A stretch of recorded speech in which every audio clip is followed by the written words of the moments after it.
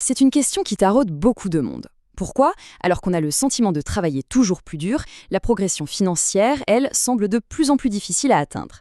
C'est une sorte d'énigme des temps modernes, une frustration que beaucoup ressentent. On va essayer de décortiquer ensemble les mécanismes qui se cachent derrière cette réalité. Cette citation, elle tape vraiment dans le mille, non? Elle résume parfaitement ce sentiment général. Ce décalage entre l'effort qu'on fournit et la sécurité matérielle qu'on en retire est devenu une expérience presque banale. On a l'impression que les règles du jeu ont changé, que la simple valeur du travail, ça ne suffit plus pour s'assurer un avenir serein. Bon, alors allons au cœur du sujet. Il y a toujours eu cette sorte de contrat social, même s'il n'était pas écrit.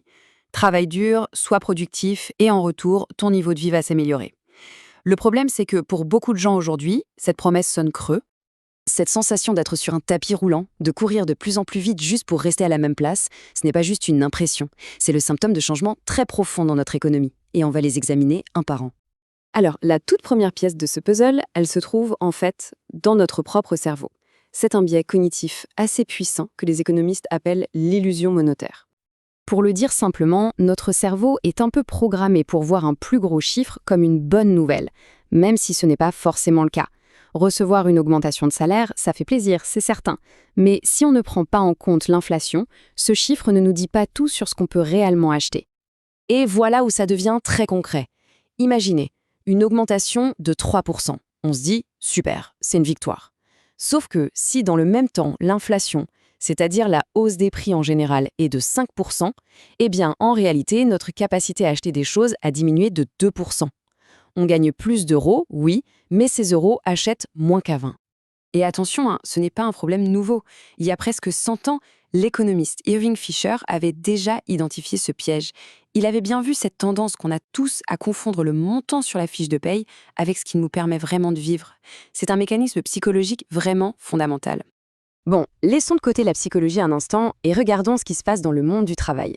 Pendant très longtemps, il y avait un lien quasiment automatique. Plus on était productif, plus le salaire suivait. Aujourd'hui, ce lien est cassé.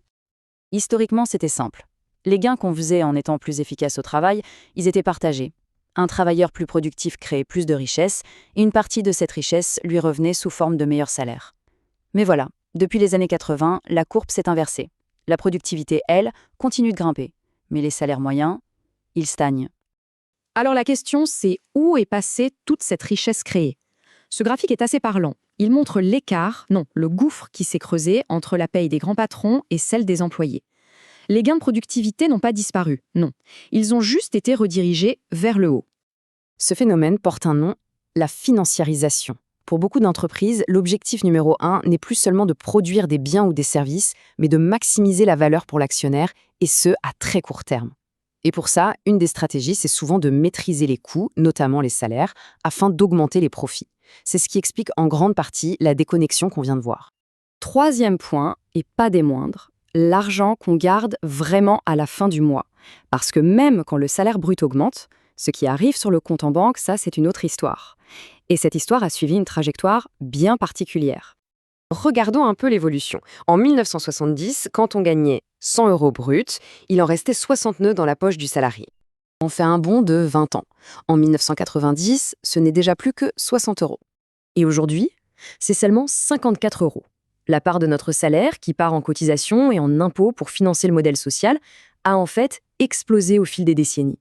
Cette phrase, prononcée par un grand dirigeant, met le doigt sur le cœur du problème. Pour une entreprise, le coût total d'un employé est très élevé, mais pour le salarié, ce qui lui reste pour vivre est bien plus faible. Cet écart, c'est le poids des prélèvements qui s'est alourdi. Il faut bien comprendre où est allé cet argent. Ces prélèvements en plus n'ont pas vraiment servi à améliorer les grands services publics, comme l'école ou la justice. Non, ils ont été quasi exclusivement dirigés vers des prestations sociales, les retraites, l'assurance maladie et les aides diverses. Alors, si on met tout ça bout à bout, qu'est-ce qu'on voit?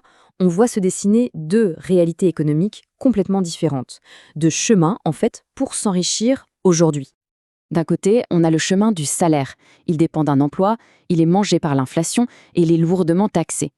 Et de l'autre côté, on a le chemin du patrimoine. Ça, c'est le fait de posséder des actifs, de l'immobilier, des actions, une entreprise, des choses dont la valeur a tendance à augmenter avec le temps, ce qui protège de l'inflation et dont la croissance est souvent moins taxée que le travail.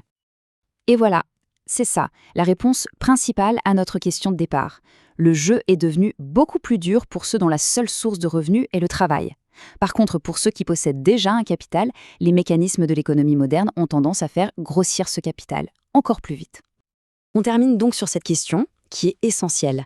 Si le modèle qui a fonctionné pour nos parents ou nos grands-parents est en train de s'épuiser, quelles sont les nouvelles voies à inventer ? La réponse est loin d'être simple, évidemment, mais comprendre les mécanismes qu'on vient de voir, c'est la toute première étape pour commencer à y réfléchir.